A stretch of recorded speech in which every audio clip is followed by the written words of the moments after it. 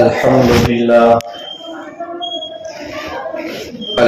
لله نحمده ونستعينه ونستغفره ونؤمن به ونتوكل عليه ونعوذ بالله من شرور أنفسنا ومن سيئات أعمالنا من يهده الله فلا مضل له ومن يضلله فلا هادي له ونشهد أن لا إله إلا الله وحده لا شريك له ونشهد أن سيدنا ومولانا وحبيبنا وشفيعنا وسندنا محمد وعلى آله وصحبه وأزواجه وذرياته وبارك وسلم تسليما كثيرا كثيرا أما بعد فقد قال الله تبارك وتعالى في القرآن المجيد والفرقان الحميد أعوذ بالله من الشيطان الرجيم بسم الله الرحمن الرحيم ذلك الكتاب لا ريب فيه هدى للمتقين وقال تعالى إنا نحن نزلنا الذكر وإنا له لحافظون وقال النبي صلى الله عليه وسلم خيركم من تعلم القرآن وعلمه أو كما قال صلى الله عليه وسلم صدق اللہ العظیم۔ عزیز نوجوانوں، بزرگوں، آج جس نسبت پر ہم یہاں جمع ہیں وہ دین کی نسبت اور دین کے پیغام کو عام و تام کرنے کے لیے ہم سب یہاں پر جمع ہوئے ہیں۔ یہ مکتب ریاض الجنہ کے نام سے جس کا آغاز ہوا ہے، اللہ رب العزت اس مکتب کو دین دگنی رات چوگنی ترقی عطا فرما دے، اور ہمارے حضرت قاری افروز صاحب قاسمی جن کی کاوش اور جد و جہد کے نتیجے میں یہ چیز وجود میں آئی ہے، اللہ تبارک و تعالی ان کو مکمل طور پر جزائے خیر عطا فرما دے۔ میرے نوجوانوں، بزرگوں، میں نے قرآن مقدس کی الگ الگ جگہوں سے 2 آیت کریمہ بڑی مشہور طریقے سے آپ کے سامنے تلاوت کی ہیں۔ انہی کے ضمن میں مجھے چند باتیں عرض کرنی ہیں۔ اللہ تبارک و تعالی مجھے بھی، آپ کو بھی، اور جہاں تک میری آواز پہنچ رہی ہے ہماری مائیں اور بہنوں کو بھی اللہ رب العزت ان تمام باتوں پر عمل کی توفیق عطا فرما دے۔ سب سے پہلی بات تو یہ ہے کہ یقیناً ہم ایمان والے ہیں، اور یہ قرآن مقدس رب ذوالجلال کی عطا کردہ ہمارے اوپر ایک بہت بڑی نعمت ہے۔ اللہ تبارک و تعالی نے جتنی بھی آسمانی کتابیں نازل فرمائی، چاہے تورات ہو، انجیل ہو، زبور ہو، ان تمام کتابوں کی تصدیقات قرآن مقدس نے آنے کے بعد تمام ایمان والوں کے سامنے، پوری دنیا کے لوگوں کے سامنے ذکر فرمایا۔ جو لوگ یہودی تھے کہتے تھے کہ ہم تو تورات کو مانتے ہیں، جو لوگ انجیل کو ماننے والے تھے کہتے تھے کہ ہم تو انجیل کو مانتے ہیں، جو زبور کو ماننے والے تھے وہ کہتے تھے کہ ہم تو زبور کو مانتے ہیں، لیکن اللہ رب العزت نے ان تمام کتابوں میں میرے اور آپ کے نبی سیدنا جناب رسول اللہ صلی اللہ علیہ وسلم کا ذکر فرمایا، اور قرآن مقدس میں رب ذوالجلال نے آیات نازل فرمائی۔ کہیں پر اللہ رب العزت نے ذکر فرمایا کہ ہم نے تورات میں اپنے نبی کا نام محمد ذکر فرمایا، یہاں تک کہ جتنی بھی کتابیں اللہ نے نازل فرمائی، جتنے بھی صحائف اللہ نے نازل فرمائے، ان تمام کتابوں میں، ان تمام صحائف میں میرے اور آپ کے محبوب کا ذکر ضرور بھی ضرور ملے گا، اس لیے کہ کائنات کے اندر آنے کے بعد اس روئے زمین پر وہ کتاب مکمل ہو ہی نہیں سکتی جس کے اندر نبی اکرم علیہ السلام کا نام موجود نہ ہو۔ آپ نے اپنی زبان اطہر سے جملہ ارشاد فرمایا کہ تمام یہودی لوگ مجھے اس طریقے سے پہچانتے ہیں جس طریقے سے یا اپنی اولاد کو پہچانتے ہیں، لیکن انہوں کے عالموں نے ان تمام آیات میں تحریف کر ڈالی، ان تمام تحریف اور ان تمام چیزوں کے اندر رد و بدل کر ڈالا۔ ان کی کتابوں میں جو میرا نام بارہا ذکر فرمایا گیا ہے اس کو لوگوں کے سامنے نہیں آنے دیا۔ بہرحال اللہ رب العزت نے اپنے نبی کو آخری نبی، آخری پیغمبر اور آخری رسول بنا کر اس روئے زمین پر بھیج دیا۔ تمام کے تمام لوگوں نے، بالخصوص طریقے سے کفار و مشرکین نے جب نبی اکرم علیہ السلام کے اوپر طرح طرح کی باتیں، کسی نے آپ کو کچھ اور جملوں سے، کوئی آپ کے ساتھ میں استہزاء کا معاملہ کیا کرتے، آپ کو کوئی بے وقوف کہتا، کوئی آپ کو دیوانہ اور مجنون کہتا، کوئی آپ کو پاگل کہتا، تو اللہ تبارک و تعالیٰ کی رحمت جوش میں آئی اور اپنے نبی کی ترجمانی پیش کی۔ اور جو لوگ آپ کو نبی تسلیم نہیں کرتے تھے اور جو یوں کہا کرتے تھے کہ محمد تو ہی ملا اللہ کو کہ تجھے اپنا آخری نبی بنایا، تو ہی ملا اللہ کو کہ تجھے آخری رسول بنا دیا،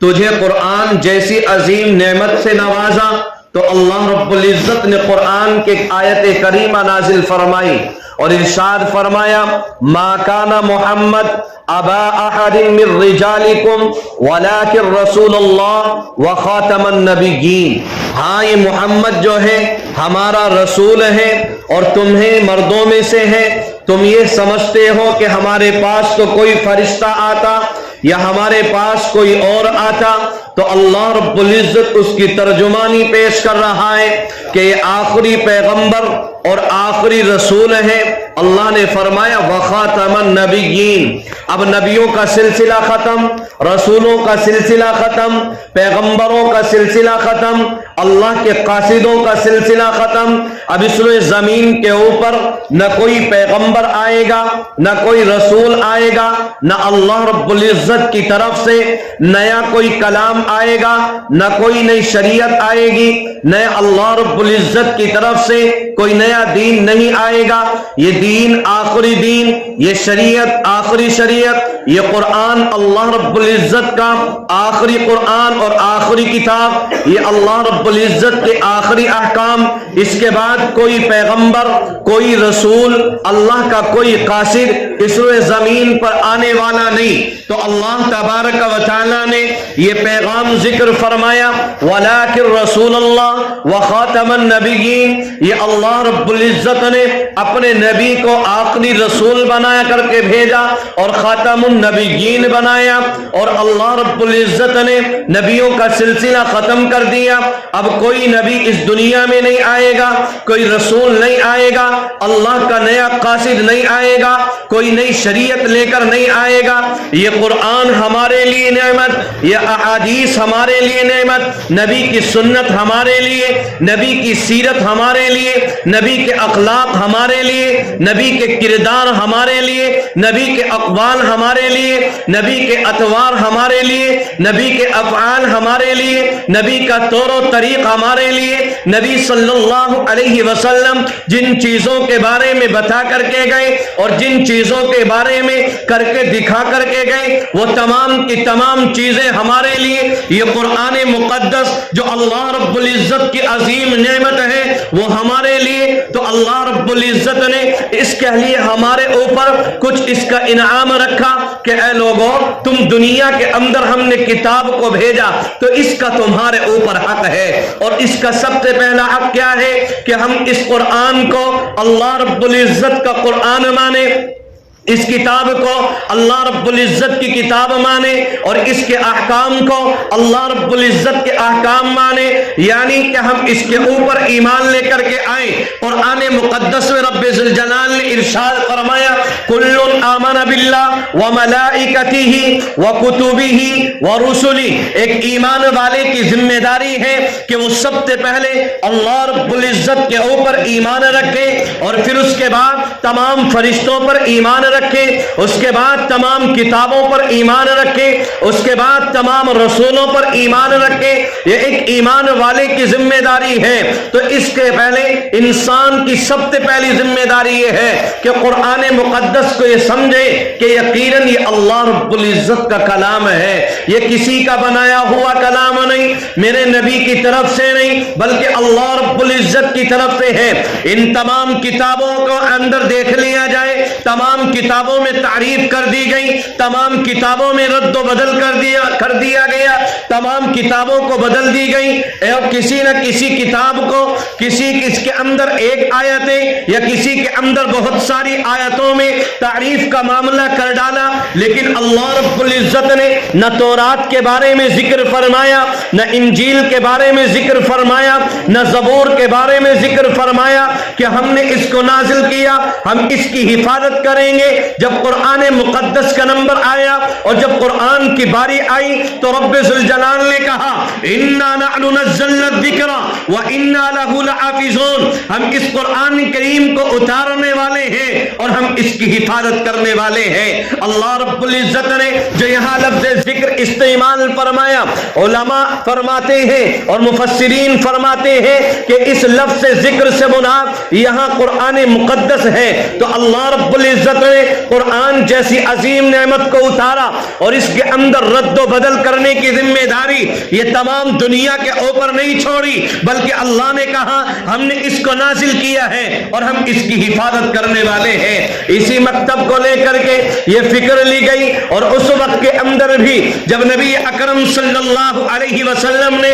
رفتہ رفتہ صحابہ کے سامنے دین کے پیغام کو رکھا، کوئی ایک صحابی ایمان کے اندر آیا تو اس کو قرآن کی آیتیں سنائی، اس کے سامنے قرآن کی آیتیں پیش کی۔ کبھی کو دو صحابی آئے تو ان کے سامنے دو آیتوں کو سنایا گیا، یعنی کہ جتنی قرآن کی آیتیں ہوتی تھی وہ ان کے سامنے سنائی جاتی تھی۔ اس طریقے سے معاملہ چلتا گیا۔ آپ نے سنا ہوگا حضرت ابو ہریرہ رضی اللہ عنہ صفہ چبوترے کے اوپر لیٹ کر کے بے ہوشی کے عالم میں ہے، لوگ سمجھتے ہیں کہ کس طریقے کا کوئی دیوانہ کہتا ہے، کوئی آپ کو مجنوں کہتا ہے، کوئی پاگل کہتا ہے، کوئی آپ کے پیروں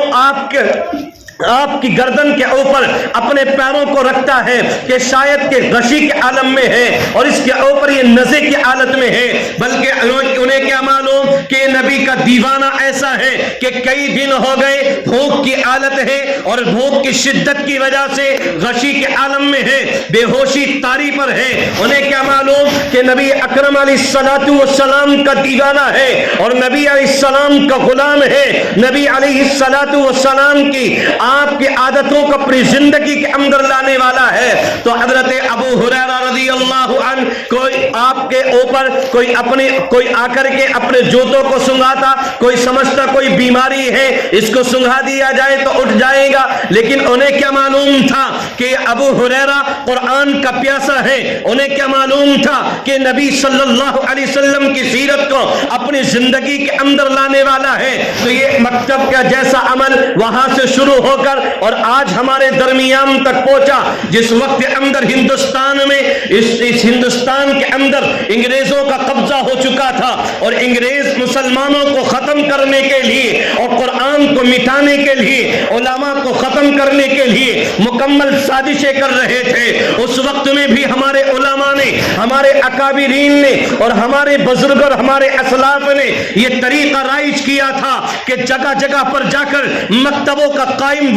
قائم کیا جائے اور ان کے عمل کو وجود میں لایا جائے اور جگہ جگہ پر جا کر ہماری نسلوں میں قرآن کریم کے محافظوں کو تیار کیا جائے، قرآن کریم کے شہدائیوں کو تیار کیا جائے۔ یہ تو دنیا کا مسئلہ، اور جب اللہ رب العزت کے سامنے ہم پیش ہوں گے اور یہ قرآن کریم کا پڑھنے والا بھی اللہ رب العزت کے دربار میں پہنچے گا تو اللہ رب العزت نے اپنے نبی کی زبانی ارشاد فرمایا، اللہ رب العزت کل قیامت کا میدان ہوگا اور اس وقت کے اندر ایک حافظ قرآن کو بلائے گا، ایک ایسے شخص کو بلائے گا جس نے قرآن کریم کو پڑھا ہے، جس نے دنیا کے اندر رہ کر اپنی زندگی میں قرآن کریم کے نقوش کو اتارا ہے، کل قیامت کے میدان میں کھڑا ہوا ہوگا۔ اللہ رب العزت کہیں گے یقال لصاحب القرآن، اے قرآن کریم کو پڑھنے والے ذرا یہاں آ، اور اللہ رب العزت فرمائیں گے اقرأ ورتقِ ورتل كما كنت ترتل في الدنيا فإن منزلك عند آخر آیت تقرأها او كما قال صلی اللہ علیہ وسلم۔ آقا نے ذکر فرمایا کل قیامت کا میدان ہوگا اور اس وقت کے اندر جب ہر انسان یا ربی نفسی نفسی کی صدائیں پکار رہا ہوگا، اپنی زبان سے کہہ رہا ہوگا اے مولا مجھے معاف کر دینا، اے مولا مجھے معاف کر دینا، اس وقت کے اندر رب ذوالجلال اس قرآن کریم کے محافظ کو بلائے گا، اس قرآن کریم کے حفظ کرنے والے کو بلائے گا اور یوں کہے گا اے قرآن کریم کو دنیا کے اندر سنبھالنے والے اور قرآن کریم کو صحیح طریقے سے پڑھنے والے، آج تو نے دنیا کے اندر میرے قرآن کو پڑھا تھا، قرآن کریم کے نقوش کو اپنی زندگی میں لے کر کے آیا تھا اور تو نے قرآن کو حفظ کیا تھا، تو آج تو دنیا کے اندر سے آیا ہے، جنت کے بالا خانوں پر چڑھتا جا اور جنت کی منزلوں کو طے کرتا چلا جا اور قرآن کریم کو ٹھہر ٹھہر کر کے سنا جیسا کہ تو دنیا کے اندر قرآن کریم کو ٹھہر ٹھہر کر کے پڑھتا۔ یہ مقام دنیا سے چلے جانے کے بعد اس انسان کا ہوگا جب یہ انسان قرآن کا محافظ ہوگا۔ اسی فکر کو لے کر ہمارے قاری افروز صاحب نے اس مکتب کے نظام کو لے کر کے آئے تاکہ ہماری زندگی میں قرآن کریم کے نقوش آ جائیں، تاکہ ہماری زندگی میں قرآن کریم کے حرف آ جائیں، تاکہ ہم قرآن کریم کو صحیح طریقے سے سیکھ جائیں، تاکہ ہم اپنی زندگی کو قرآن سے وابستہ بنا لیں، تاکہ ہم اپنی زندگی کے اندر قرآن کریم کو حرف بحرف لے کر کے آ جائیں اور قرآن کریم کو ہم اپنے نونہال بچوں کی زندگی میں نبی کی عادتیں لے کر کے آ جائیں۔ ان مکاتب سے ہمیں کیا ملتا ہے؟ لوگ تو کہنے والے کہہ دیتے ہیں، زبان چلانے والے چلا دیتے ہیں کہ ہم ان مکاتب سے ہمارے لیے کیا ہوگا۔ آپ ذرا توجہ کے ساتھ میں سنیں، ان مکاتب سے ہمیں یہ ملے گا، سب سے پہلی چیز ہمیں قرآن کریم کے حرف ملیں گے، سب سے پہلی چیز قرآن کریم کو صحیح پڑھنے کا انداز ملے گا جو کہ رب ذوالجلال نے قرآن میں فرمایا کہ تمہارے اوپر ذمہ داری سب سے پہلی تو یہ ہے کہ تم اس کتاب کو اللہ کی کتاب تسلیم کرو، اور دوسرا اب تمہارے اوپر یہ ہے کہ تم قرآن کریم کو بہترین انداز میں بہترین طریقے پر ان کے قواعد کی رعایت کرتے ہوئے اس قرآن کریم کو پڑھنے والے بن جاؤ۔ یہ قرآن کا دوسرا حق ہمارے اوپر ہے، اس کے لیے اس مکاتب کا قائم کیا گیا اور اس مکتب کے نظام کو لے کر کے آیا گیا تاکہ ہم اپنے بچوں کو یا ہمارے بڑے لوگ اگر قرآن پڑھے ہوئے نہیں ہیں تو وہ بھی اپنی زندگی قرآن سے وابستہ رکھیں اور اپنی زندگی میں قرآن کریم کے نقوش لے کر کے آئیں اور وہ بھی اپنی زندگی کو قرآن کریم سے معطر کرنے والے بن جائیں۔ یہ سب سے پہلا مسئلہ ہے کہ ہم اپنی زندگی میں قرآن کریم صحیح طریقے سے پڑھنے والے بن جائیں، جو کہ قرآن کا ہمارے اوپر دوسرے نمبر کا حق ہے۔ ہمارے بچے قرآن پڑھ لیتے ہیں، برا نہ مانیے گا، اس وقت اندر بڑا عجیب مسئلہ چل رہا ہے کہ ہم اپنے بچوں کو قرآن تو پڑھا لیتے ہیں، کسی آپا کے گھر پر یا کسی ایسے کے جو ٹیوشن لگا کر کے اپنے گھر پہ 10 منٹ میں قرآن پڑھ کر کے بھلا دیا گیا، اس کو یہ معلوم نہیں کہ میں نے کیا پڑھا کیا نہیں پڑھا، اس کو معلوم نہیں کہ اس کی کہاں سے کھینچے گا کتنا کھینچے گا، اس کو معلوم نہیں، اس کو معلوم نہیں کہ ہر حروف کہاں سے نکلتے، اس کو معلوم نہیں کہ قرآن کریم کو صحیح الفاظ کے ساتھ میں پڑھا جائے تو اس کے اوپر اللہ رب العزت ہمارے لیے کیا اجر فرماتے ہیں۔ نبی اکرم علیہ السلام نے ذکر فرمایا، لوگوں دنیا کے اندر اللہ تبارک तबारक व तआला इस कुरान करीम के पढ़ने की बरकत से तुम्हें एक हर्फ के बदले 10 नेकियां अता करता है। और आका ने जुमला इरशाद फरमाया, मैं तुमसे नहीं कहता कि अलिफ लाम मीम पूरा एक हर्फ है, बल्कि मैं कहता हूं अलिफुन हर्फुन लामुन हर्फुन मीमुन हर्फुन। अलिफ एक अलग है, लाम अलग है, मीम अलग है। यहां से मुहद्दिसीन ने एक नुक्ता और जिक्र फरमाया और फरमाते हैं कि अलिफ में ही 3 हर्फ है। अलिफ के अंदर ही 3 हर्फ है, अलिफ लाम और फा। अगर कोई आदमी अलिफ पढ़े तो इसको 30 नेकियां मिलती है। उलमा फरमाते हैं कि अगर कोई लाम पढ़े तो इसके अंदर भी 30 नेकियां हैं, लाम अलिफ मीम। और अगर मीम को पढ़े तो फिर इसके अंदर भी 30 नेकियां हैं, मीम या मीम। अगर कोई आदमी अलिफ लाम मीम पढ़े तो आप अंदाजा लगा सकते हैं कि कितनी चीजें और कितना सवाब अल्लाह रब्बुल इज्जत की तरफ से इसके नाम आमाल के अंदर होगा। नबी अकरम सल्लल्लाहु अलैहि वसल्लम ने जो जुमला इरशाद फरमाया अलिफ लाम मीम, उलमा बैठे हुए हैं, मुफ्तियान इज़ाम बैठे हुए, इन सब की मौजूदगी में ये पैगाम मैं आप तक पहुंचाने चला हूं। अलिफ लाम मीम जहां पर भी लिखा हुआ होता है वहां तफसीर के अंदर भी एक ही लफ्ज मिलता है, वल्लाहु आलम बिमुरादिही बिही। इससे मुराद क्या है अल्लाह जानता है, इससे मुराद क्या है रसूल जानता है, इसके अलावा कोई नहीं जानता कि हुरूफ मुक़त्तआत से मुराद क्या है। इसलिए नबी अकरम अलैहिस्सलाम ने जो जुमला इरशाद फरमाया अलिफ लाम मीम, इसका मतलब ये भी है जो मुफस्सिरीन ने जिक्र फरमाया और मुहद्दिसीन तहरीर फरमाते हैं कि अलिफ लाम मीम इसलिए पढ़ा गया कि दुनिया के अंदर आने के बाद लोग यूं कहते हैं कि कुरान करीम को बेसमझे पढ़ा जाए, कुरान करीम को यूं ही पढ़ लिया जाए तो कोई सवाब नहीं होगा। तो नबी अकरम सल्लल्लाहु अलैहि वसल्लम की हदीस के जुमला बताता है कि कुरान करीम को बेसमझे पढ़ना भी बेसूद नहीं है, सवाब से खाली नहीं है, बल्कि एक हर्फ के बदले उसको 10 नेकी उसके नाम अमाल के अंदर है।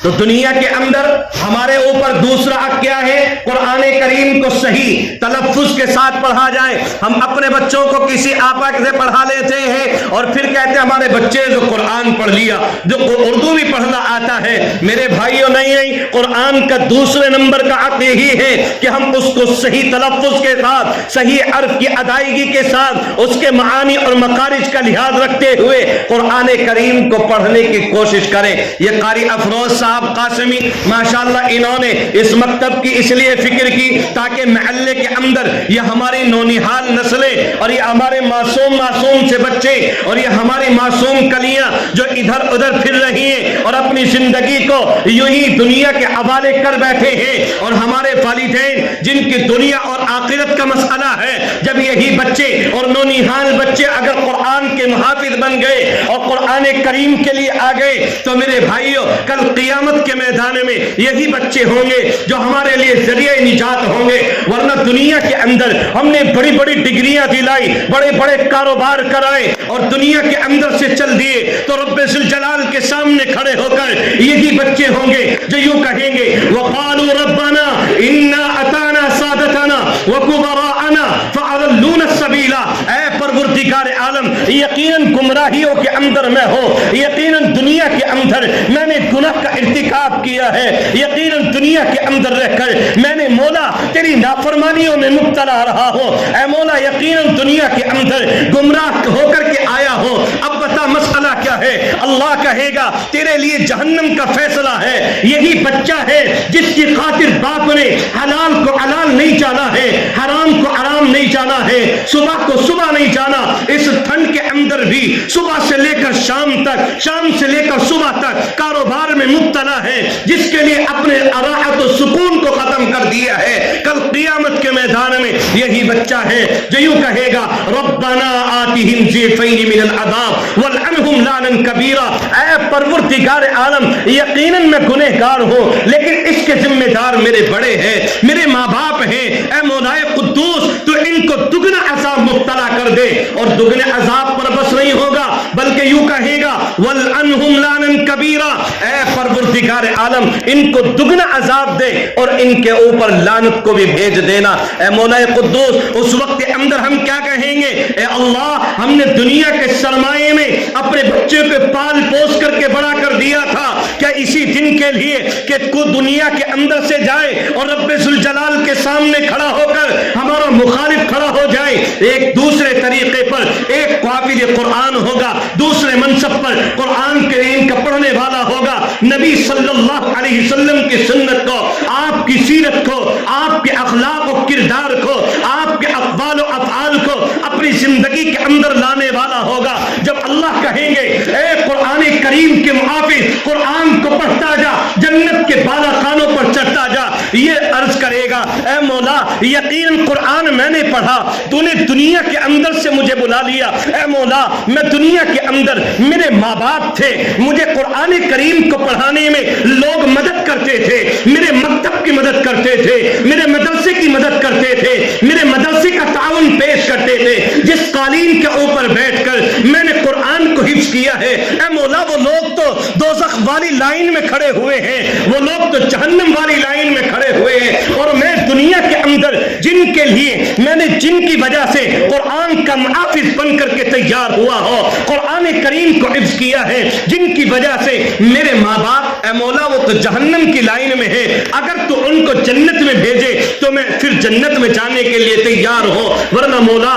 میں بھی ان کے ساتھ جہنم میں جانے کے لیے تیار ہوں۔ رب ذوالجلال کی رحمت خدا بندی جوش میں آئے گی اور اس وقت میں کہا جائے گا جا جتنے لوگوں کو چاہے 7 ایسے آدمیوں کو اٹھا لے جن کے اوپر جہنم واجب ہو چکی ہے، 7 ایسے آدمیوں کو بلا لے جن کے اولیے ہم نے جہنم کا سرٹیفکیٹ تیار کر دیا ہے، اللہ رب العزت 7 آدمیوں کو جہنم سے نجات عطا کریں گے صرف ایک حافظ قرآن کی برکت کی وجہ سے۔ میرے بھائیوں یہ حافظ قرآن کا مقام، اس کے والدین کا مقام کیا ہوگا؟ لوگ رش کریں گے اے دنیا کے اندر یہ کون لوگ ہیں جن کے سروں کے اوپر اس طریقے کا تاج رکھا ہوا جس کی روشنی سورج کی روشنی سے زیادہ ہے، یہ ایسے کون لوگ ہیں؟ نہ تو یہ نبی ہیں، نہ صدیقین ہیں، نہ شہداء ہیں، نہ صالحین ہیں، کون ہے ایسے لوگ؟ نبی اکرم صلی اللہ علیہ وسلم نے مثال دے کر کے ارشاد فرمایا اور یوں فرمایا صحابہ سے اگر تمہارے گھروں کے اندر اس سورج کو رکھ دیا جائے اور اس سورج کی روشنی میں اور اضافہ کر دیا جائے تو بتاؤ تمہاری آنکھوں کا کیا عالم ہوگا؟ کیا تم کھول پاؤ گے؟ صحابہ نے عرض کیا رسول اللہ دنیا کے اندر رہ کر ہم آسمان کی طرف دیکھتے ہیں اور اس سورج کی طرف دیکھتے ہیں، ایک سیکنڈ اور ایک پل بھر بھی اس کی طرف اپنی نظروں کو نہیں رکھ سکتے، یہ ہمارے گھر کے اندر آ جائے تو اس کی طرف کیسے دیکھ سکتے ہیں؟ آپ نے فرمایا حافظ قرآن کے والدین کا مقام بھی اسی طریقے سے ہوگا، کل قیامت کے میدان میں اس سورج سے بھی زیادہ روشن تاج اس کے والدین کے سر کے اوپر رکھ دیا جائے گا، ایسا چمک رہا ہوگا دنیا کے اندر تمام انسان جو وہاں پر موجود ہوں گے یوں رش کریں گے کاش ہمارا بچہ بھی قرآن کریم کا محافظ ہوتا، کاش ہمارا بچہ بھی قرآن کریم کے اوپر چلنے والا ہوتا، ہم اس کو دنیا کے اندر رہ کر قرآن کریم پڑھا لیتے، قاری افروز صاحب کے مکتب میں اس کو بھیجنے والے بن جاتے اور اس کے قرآن کو صحیح طریقے سے صحیح الفاظ کی معنی کی رعایت کرتے ہوئے قرآن کو پڑھنے والا بن جاتا۔ لیکن میرے بھائیوں اس وقت کے اندر افسوس کرنا یا اس وقت کے اندر رش کرنا کوئی کارآمد نہیں ہوگا، اس لیے دنیا کے اندر اللہ رب العزت نے آج ہمیں مہلت دی ہے، اپنے بچوں کو اس مکتب کے اندر بھیجنے کی کوشش کریں اور اپنے بچوں کو سکھائیں۔ سب سے پہلی چیز میں آخر میں ایک بات بتا کر کے اپنی بات کو ختم کرتا ہوں، ہمارے بچوں کے ذہنوں میں اس وقت کے اندر ایمان کے تعلق سے ڈاکہ ڈالنے کی سازشیں کی جا رہی ہے۔ ایک وقت بہت جلد وہ آنے والا ہے کہ ہمارا بچہ اسکول کی طرف جائے گا، صبح میں صحیح سالم ایمان کی دولت سے نوازنے والا اور صحیح طریقے سے جائے گا، لیکن جب وہ واپس آئے گا تو اللہ خیر فرمائے اس کا ایمان صحیح سالم نہیں ہوگا۔ اس لیے میرے بھائیوں ایسے مکتب کی ہمیں 100% ضرورت ہے، ہم ہر گلی کے اندر ہر مکان کے اندر اپنے بچوں کو قرآن کریم کے محافظ تیار پیار کرے اور ان کے دلوں کے اندر قرآن کریم کا لگاؤ اور قرآن سے عشق، قرآن سے محبت، بڑے اور چھوٹوں کے ساتھ میں کس طریقے کا معاملہ اور اللہ رب العزت کی وحدانیت کوٹ کوٹ کر کے ان کے دلوں کے اندر پیوست کر ڈالے۔ اللہ رب العزت مجھے بھی آپ کو بھی کہنے سننے سے زیادہ عمل کی توفیق عطا کر دے۔ اللہ رب العزت اس مکتب کو دین دوگنی رات چوگنی ترقی عطا کر دے۔ وآخر دعوانا الحمد۔ دعا کر لیجیے۔